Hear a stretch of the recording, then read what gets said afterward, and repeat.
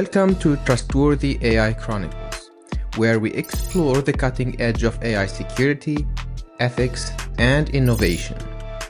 My name is Dr. Ihsen Alouani from the Center for Secure Information Technologies at Queen's University Belfast.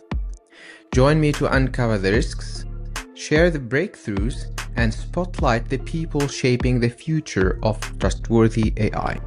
This time I speak with Kate Nicholl, former Lord Mayor of Belfast and Alliance MLA, about building public trust in AI and why political leadership is essential in making AI work for the public good.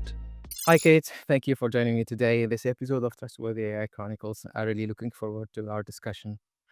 Kate, let's start over by just presenting yourself, if you don't mind. Yeah, happily. I'm an MLA in South Belfast, or where you're based, and I've been an MLA for 3 years now. I was previously the mayor of Belfast when I was on Belfast City Council, and I grew up in Zimbabwe, moved here when I was 12, and just really love living in Belfast, really proud of our city. Really saw when I was mayor just how much development there is, especially in areas like cybersecurity, and there's all this innovation that's happening. And I think sometimes as politicians, we don't focus on that as much, we focus on the negativity. And so my brand of politics is very much kind of positive politics, solution-based, and really looking at how we can champion what's really good in our city. So I'm really happy to be here because AI is a big policy interest of mine. I know very little because I'm a politician. We tend to know lots about little. But I'm trying to learn more and understand more. So yeah, very happy to be here to have this conversation. Thank you so much. You say you know us about little. That's generally the joke we make about academics. We know more and more things on less and less things. You specialize at the limit. We know everything about matter. We're on the other end of the spectrum, then. All right. Well, yeah, since you mentioned your interest in AI and technology in general, but what specifically drew you to engage with AI as from a policy perspective? I'm on the economy committee instrument, and I'm really an area of my brief is on skills and skills development. And I kept going to conferences about the economy, and there was always a panel on AI. That's something I started to notice. Every conference I went to, there's this panel on AI. And a lot of what they were talking about was really like blue sky thinking. And it really seemed like this is coming, it's not here yet. And it was being talked about the solutions to everything. And then I was also hearing like so much fear about what it meant and what it could do. And I realized I actually knew very little. And so I needed to understand it. And I think that I saw a clip earlier on of the, I think it's the chair of Microsoft at Web Summit saying, you want to ask the question before the technology does. You want to ask those difficult questions before. And I just think as politicians, we have a responsibility to really understand this huge new kind of technological advancement, how it can improve public services and make life easier for the people we represent, but also be aware of the potential challenges and to mitigate against them. So I felt like I realized I knew very little, and I needed to understand more because I realized that actually there was going to be a big role for anyone who's elected in this space. I feel like there are only a couple of us in the assembly who are actively asking questions on AI. And my hope is that they'll be more engaging soon. Fantastic.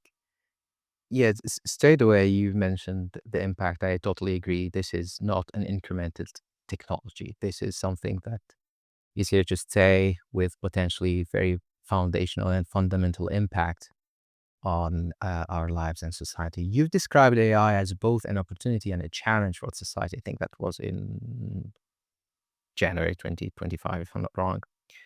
What does responsible AI mean to you from a public leadership perspective, given the opportunities and challenges? So I think we have to really understand how it can be used to benefit us. And productivity is a key issue. So how we can make our public services work better. We're already seeing in the health department, they're using it in a pilot in the Northern Trust and fracture clinics. And they've seen really wonderful results. So it's not just making public services better, but actually people's quality of life better. There's massive potential there. I guess the different levels in terms of it being used irresponsibly. I think one of the main concerns of politicians is potential job loss, and so how skills kind of come into that, and how we ensure that isn't the result. It's that we're upskilling people and allowing people to maybe create different roles that we didn't have before.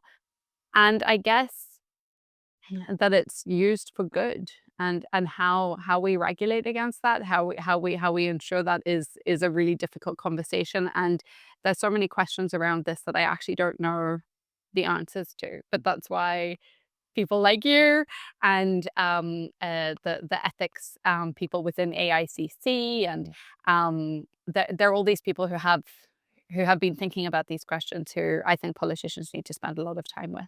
We're actually, this is an announcement. We haven't made this public yet, but I'm setting up an all-party group on artificial intelligence in the Northern Ireland Assembly. The paperwork went through yesterday, so it's officially happening. And we're going to be having our launch event quite soon. And the AICC are going to be the secretariat of that group. And basically it's elected MLAs who are interested in artificial intelligence. And we're going to have monthly meetings where stakeholders come and we grapple with these topics. And the very first session, I said, what I want us to talk about is, what is AI? What is ethical and responsible use of AI? And what do we need to be aware of? Because actually the understanding within the political class it really varies, like of what it can do. Some people think it's just for helping you write your posts for Twitter. And I think some other people maybe have seen that there are big opportunities within it. So Yeah, no, absolutely. And yeah, I think people kind of, a lot of people have been made aware about AI as technology by the release of ChatGPT. But this is a field that started probably in the 50s or things. And there was incremental and winters and different groundbreaking findings until we got that ChatGPT moment. And I guess the challenge is that the changes are being kind of exponential in a sense, yeah. which are sometimes a little bit overwhelming as far as technology is concerned. And it's really hard to develop policy when you're dealing with something that changes so quickly.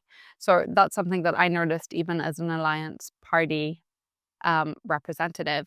We're really policy focused party, and we have policies for everything. Very thick manifestos when it comes to election time. But actually, when we were drafting our policy on AI, it's so difficult because it's changing so quickly. So actually, how we had to approach it as a party was really just about values and what we wanted to achieve by it. And I think that's really interesting for policymakers. When you're making law, that becomes very static. So you have to put in place a framework that is flexible, but that still has the kind of core values underpinning it.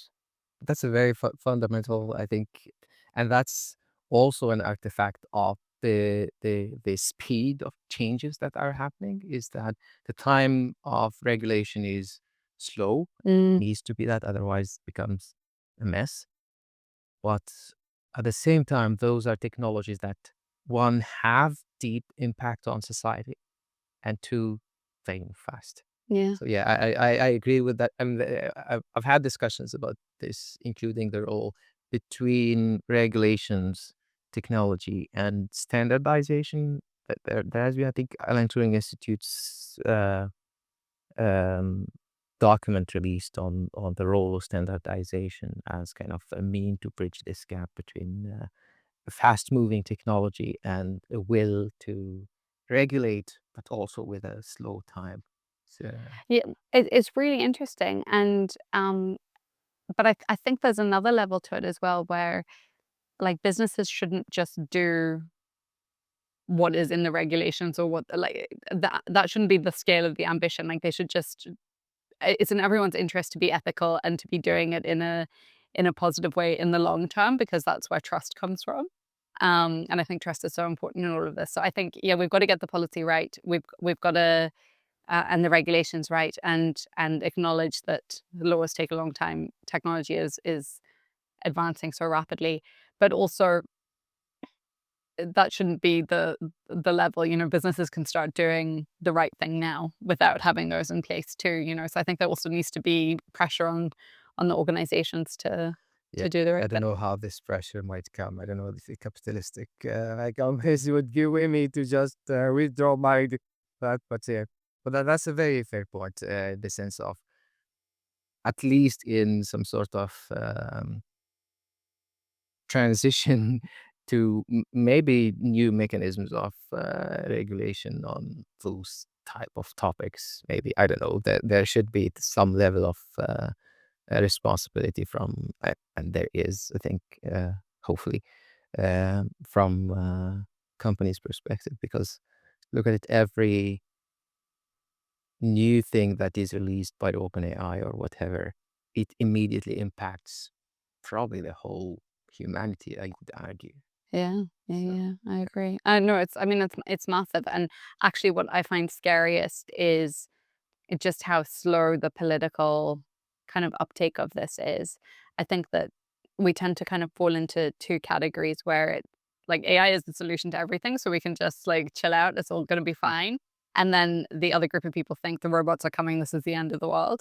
And I think there needs to be so much more thinking and like real engagement in the topic.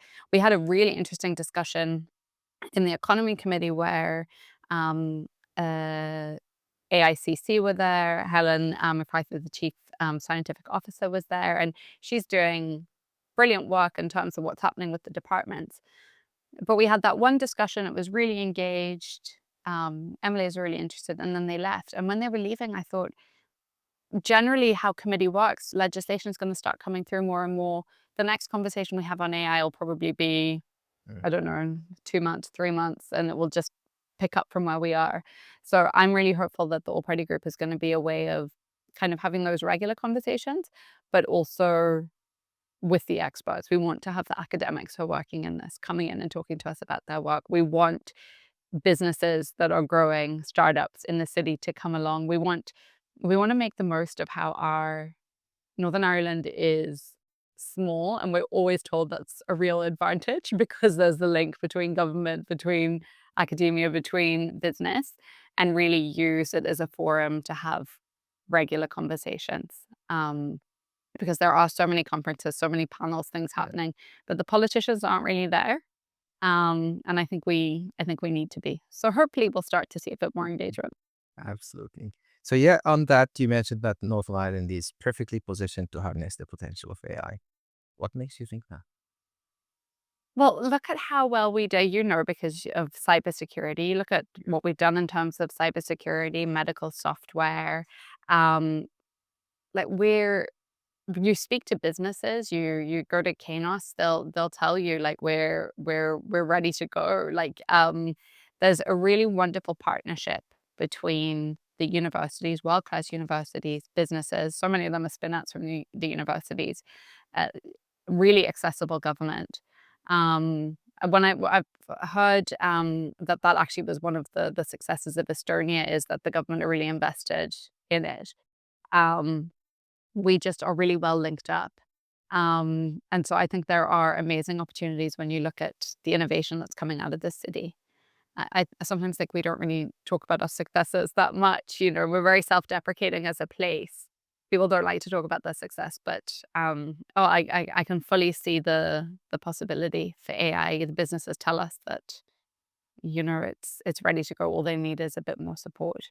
And I think also, for the areas that need more, that need more opportunity, look at regional balance, areas outside of Greater Belfast.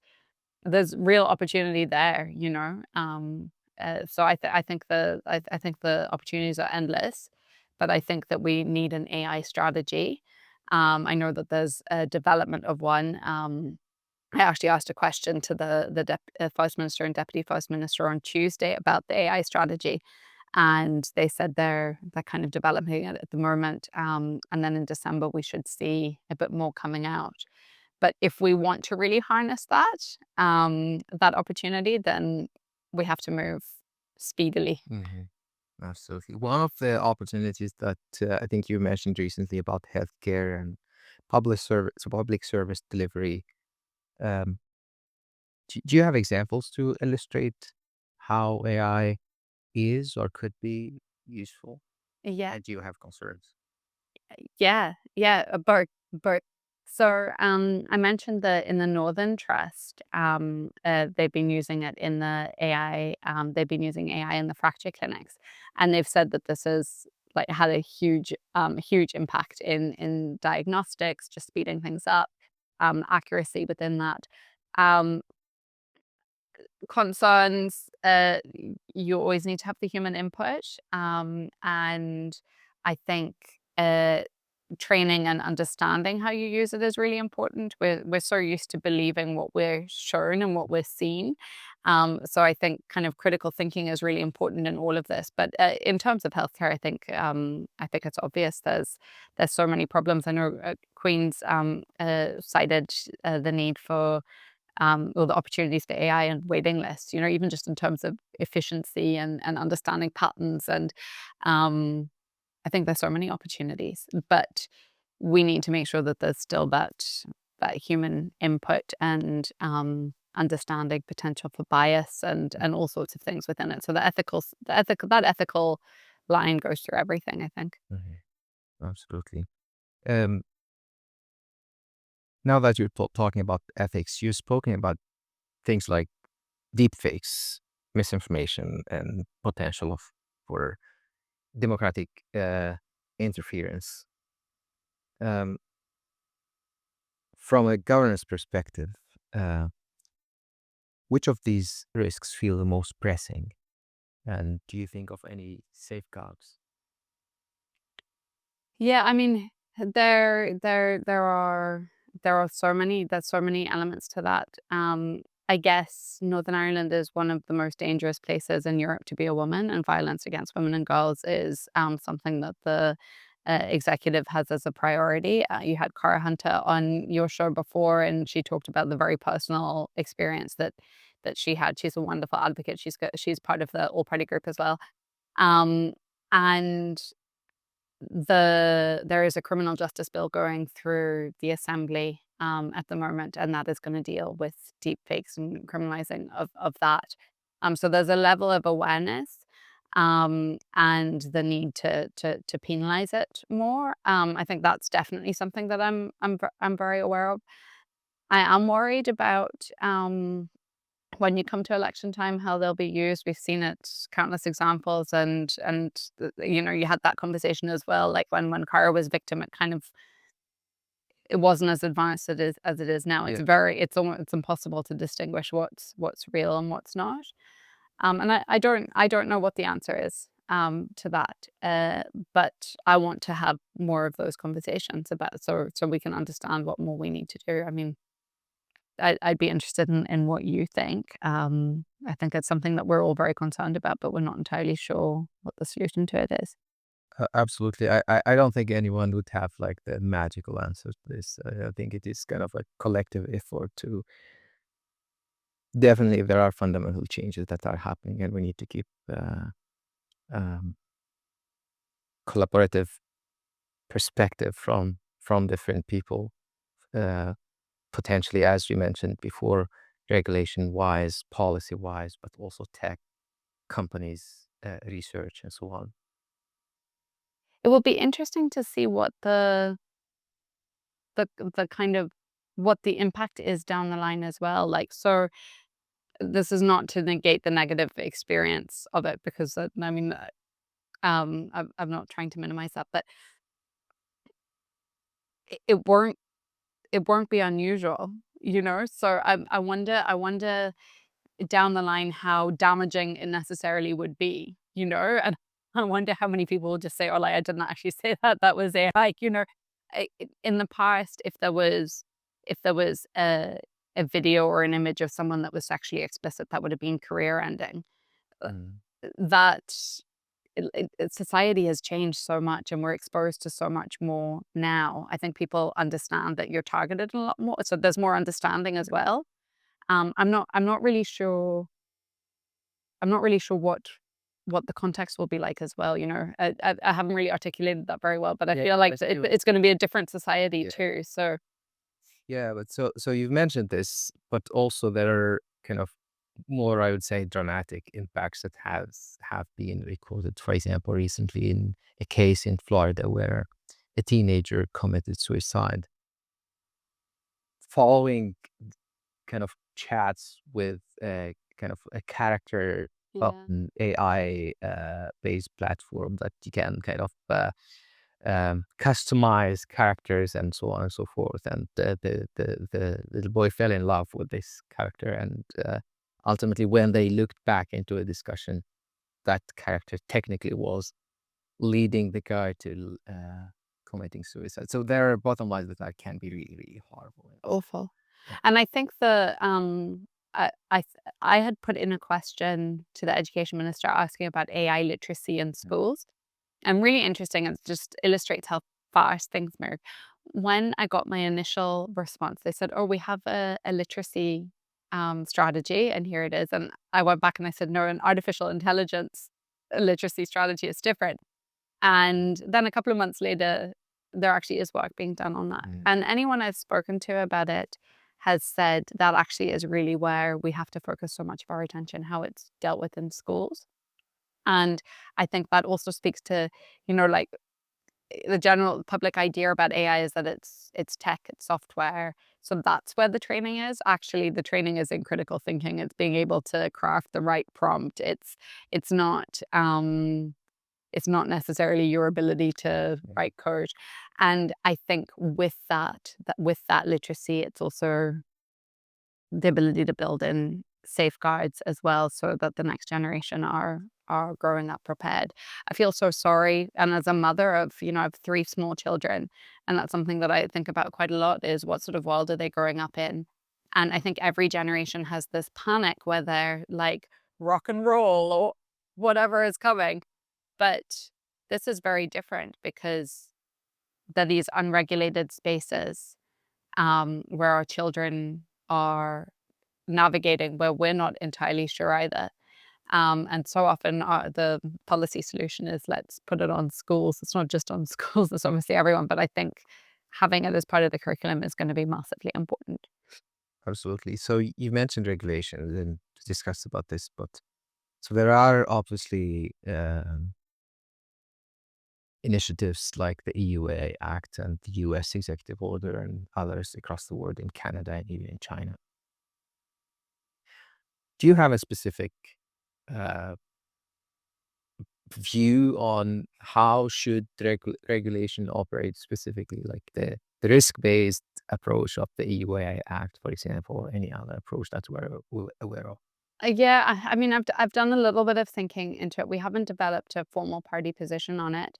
Um, I'm more, I'm leaning more towards what's happening in the EU, as opposed to let's just let it go ahead and see what happens, and it will land whatever way. I think we do need to have regulations. I'm really interested in what's happening in the EU. And I because I sit on the Windsor Framework Democratic Scrutiny Committee, which is as exciting as it sounds. We scrutinize EU law that could have an impact in Northern Ireland because we're still part of the single market. And actually, this morning we had a discussion: was this relevant? It's not yet, but it's something we're keeping a very close eye on. And I think, if you're looking at where Northern Ireland is positioned, especially in terms of kind of business perspective, we have this access to um, the EU. We're border with an EU member state, but we're also part of the UK. We're in a really wonderful position in so many ways. But I would like to see as much harmony in terms of regulation as possible, just to make it easier in Northern Ireland. And also, there are no borders with AI. So it makes sense to me that we try and have as much general similarities as possible. I'm by no means an expert in this, and it's something that really falls mainly with Westminster in terms of legislating. But again, it will be something that we'll try and take a position on through the all-party group and hear different perspectives and understand, because everyone seems to have a different angle. That's what I've noticed. I'll meet with companies and they'll be like, we're ready to go and we need to just be let loose. And then I'll maybe meet with some academics. Met with a colleague of yours who, not in this school, but he was very concerned about kind of the ethics behind it and the bias and how we protect against that. So it was really far more cautious. And then obviously you meet with likes of Microsoft and all sorts, and everyone has a different perspective. And we just have to make sure that we take as balanced a view as possible.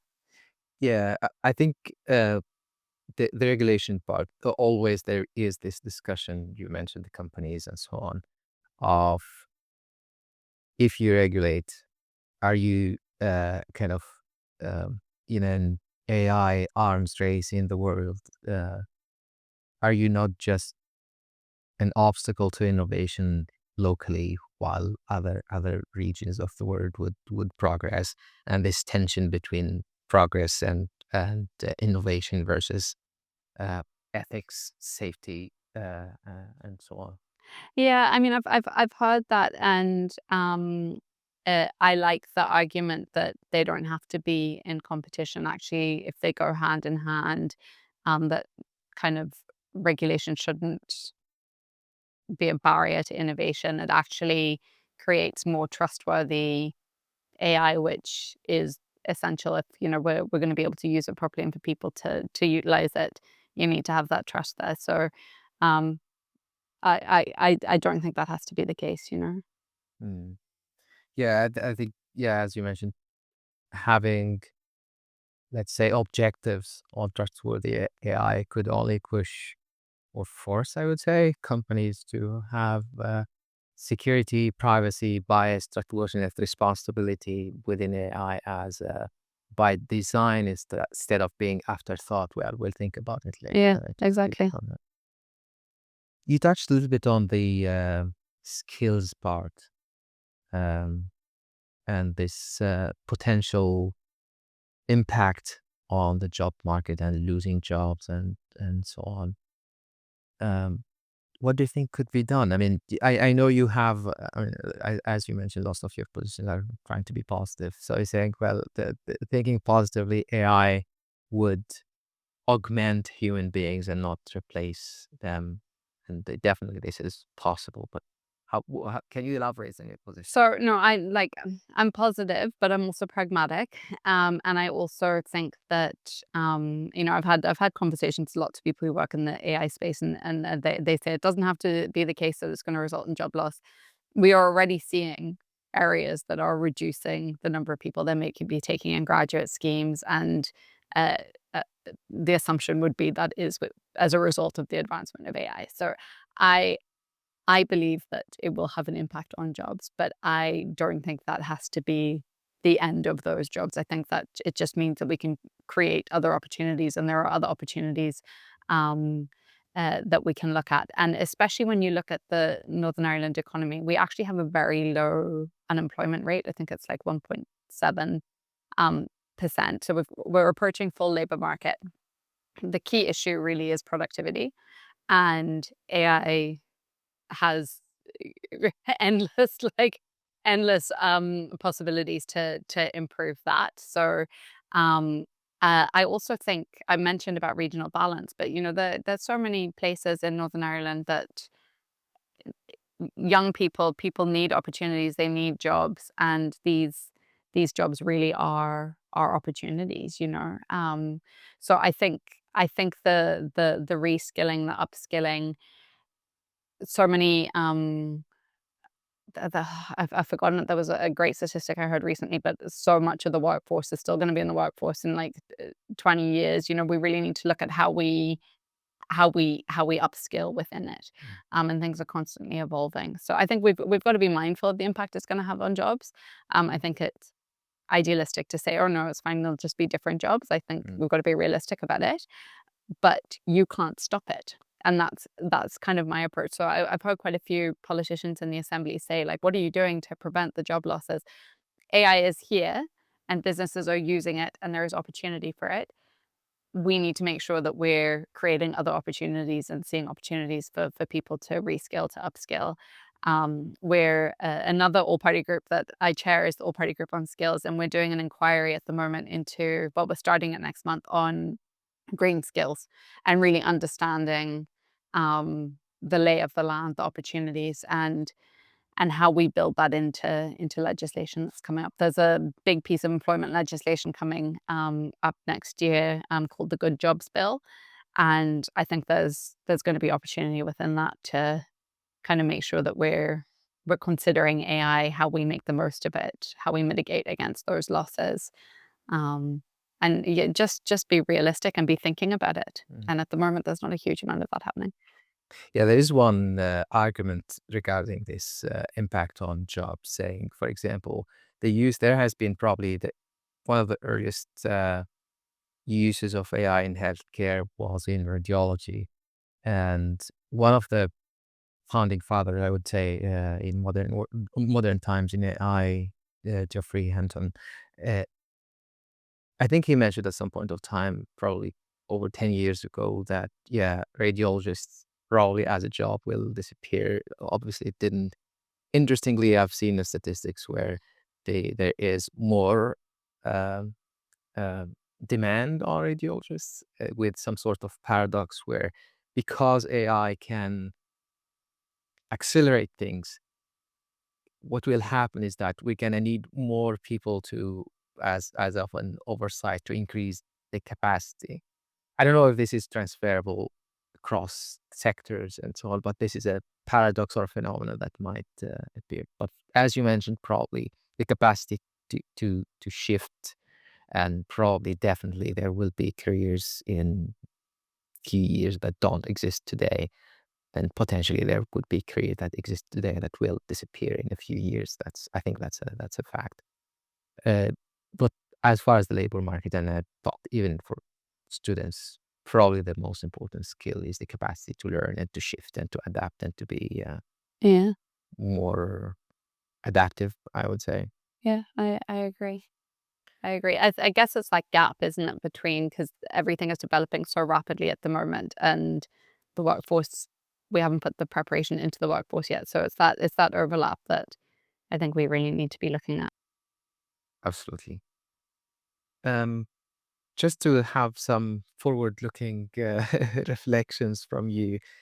So, given all these trends, what lessons can we draw from early public sector AI pilots? There, you mentioned some of them, both the successes or any missteps that you think.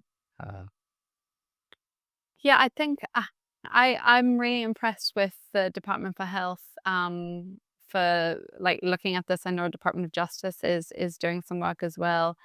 Um, I think there needs to be more of that.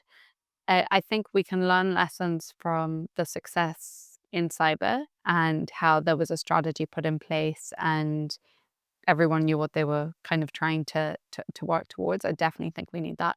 The biggest issue, I guess, in Northern Ireland is that we're really data rich, but we don't link it up very well, and it's not very accessible. So when you're looking and how we use AI to transform public services, the different departments are very siloed and they're separate legal entities and they don't really share information. So we have data collected on us from the second we're born to the second we die, but it's all contained within different departments. And I know that there's a lot of work that's being done to really advocate for responsible data sharing so that you can look at the link between homelessness and health and make these connections. But those linkages aren't there. And I thought Helen McCarthy was really powerful when she spoke about it because she says data is fuel for AI.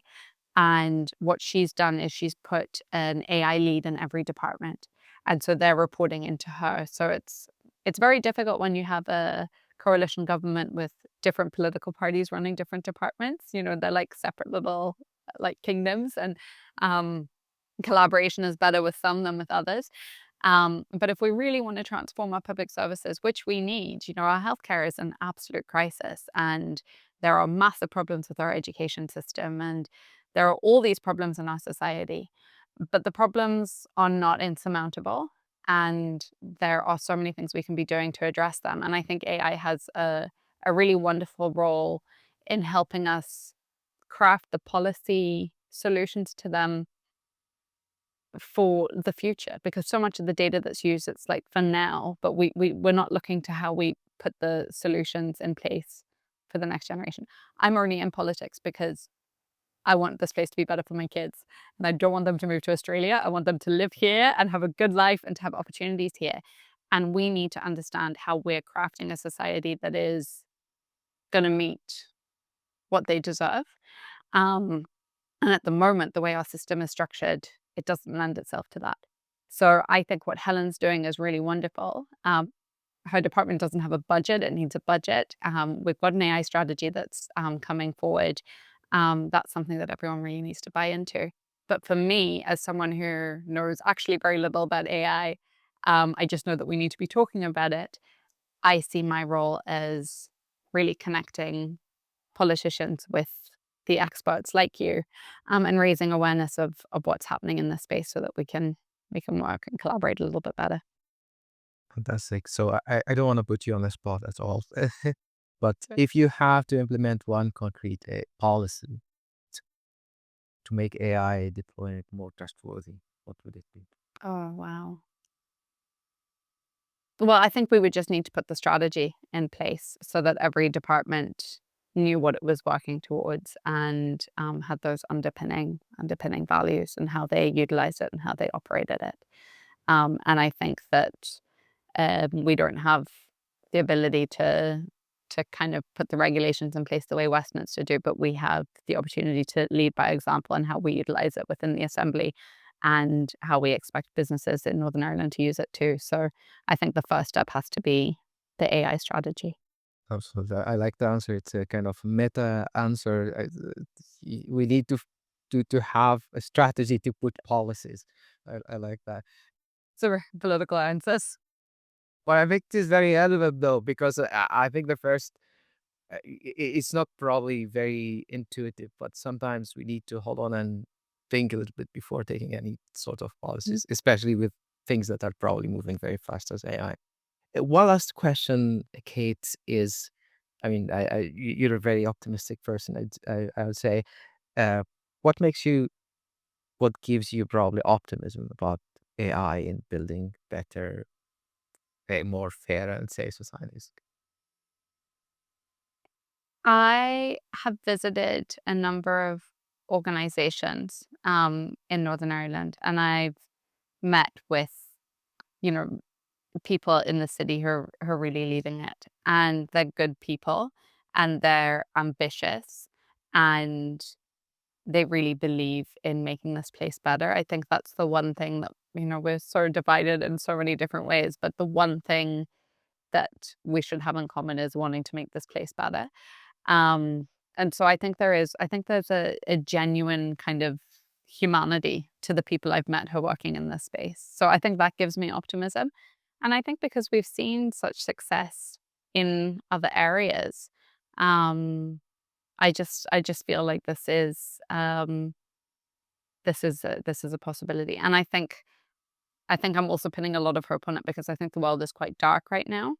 And I think it can be easy to lose hope. And I think we need to work together better. And I think we need to bring humanity back into it. And ironically, even though AI is what it is about how we make life better for people. And the conversation is always about how you keep people in the loop. It's always about the world that we're living in. And I actually don't think there's anything more hopeful than looking to the future and what the future could be like, So no, I'm optimistic, but I'm also aware that there are things we need to think about and be aware of. Nothing better than being optimistic and ultra realistic in this sense. Well, thanks very much for your time, Kate. Yeah.